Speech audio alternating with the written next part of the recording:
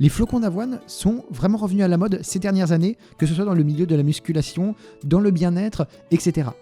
Il faut avouer que les flocons d'avoine ont énormément de bienfaits pour la santé. Les flocons d'avoine sont une excellente source de glucides. Ils ont un indice glycémique relativement bas, ce qui permet d'éviter des pics de glycémie. Ils ont également une grande quantité de fibres et sont donc bons pour le transit. Et ils ont également une quantité intéressante de protéines. On compte en général environ 12 grammes de protéines pour 100 grammes d'avoine. C'est également le cas plus ou moins pour les fibres. Ça dépendra bien évidemment de la marque que vous achetez, mais en général on tourne entre 10 et 12 grammes pour 100 grammes de flocons d'avoine. C'est donc un aliment vraiment intéressant pour les végétariens, les végétaliens, puisque du coup on peut obtenir des protéines et des fibres de cette manière sans avoir besoin de passer par des protéines animales. Cette recette est donc excellente puisqu'il y a également des fruits qui seront présents dans la recette. Vous allez voir tout ça très rapidement. La banane qui fait partie de la recette a également un bon indice de satiété, donc elle vous coupe la faim très facilement. Elle contient également une bonne quantité de potassium, ce qui en fait un aliment intéressant pour les sportifs. Les framboises et les myrtilles, quant à elles, sont de très bons fruits car ils comportent énormément d'antioxydants. La myrtille, elle, est même considérée comme un super aliment en raison de sa contenance importante en flavonoïdes. En plus de ça, il s'agit d'aliments ayant une faible teneur en sucre.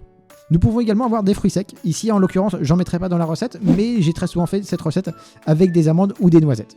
Ces dernières ont de très bons lipides, une grande quantité de protéines, un indice glycémique très bas et une grande quantité de fibres. C'est donc un aliment extrêmement intéressant. Vous pouvez facilement les remplacer par toutes sortes de noix également, des noisettes, des cacahuètes, etc.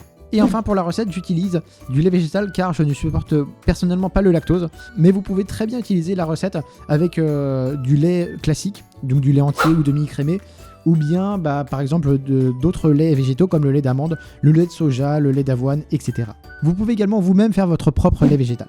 Je commence donc la recette en mettant personnellement 50 grammes de flocons d'avoine. Vous pouvez très bien mettre plus, moins, etc. Moi ça dépend vraiment de ce que je veux. Des fois j'ai déjà mis même jusqu'à 100 quand ça faisait vraiment un repas principal.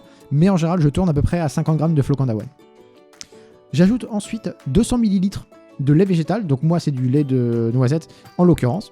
À cela, j'ajoute 10 grammes de miel, ou des fois ça peut être du sirop d'agave, ça dépend en fonction des envies. Le sirop d'agave contient un petit peu de fructose, mais bon, quand on prend 10 grammes par jour, c'est pas non plus dramatique. J'utilise donc 10 grammes de miel pour avoir un goût légèrement sucré à la préparation. Ensuite de ça, je mets 1 minute 30 à 2 minutes la préparation au micro-ondes. Une fois terminé, j'ajoute une banane entièrement coupée en petits morceaux.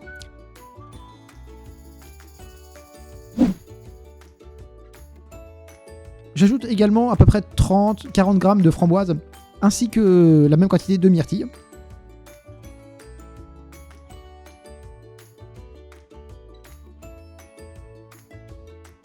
Et enfin, en fonction de mes envies, je peux ajouter 20-30 grammes de fruits secs, donc par exemple des amandes, des noisettes, ce genre de choses. Au total, vous avez donc une collation qui vous apporte 650 calories dans mon cas, 26 grammes de lipides, 78 grammes de glucides et 14 grammes de protéines.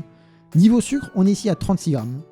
On peut dire que ça fait une assez grosse source de sucre dès le début, mais voilà, moi en dehors de cette préparation, je consomme quasiment pas de sucre. On reste donc en dessous de la recommandation des 50 grammes par jour par l'OMS.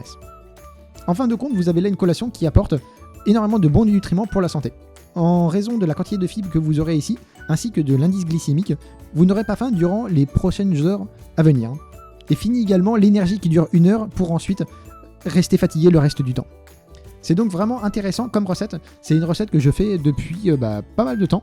Et c'est vraiment quelque chose qui me permet de ne pas avoir faim et d'avoir vraiment des bons nutriments pour la santé.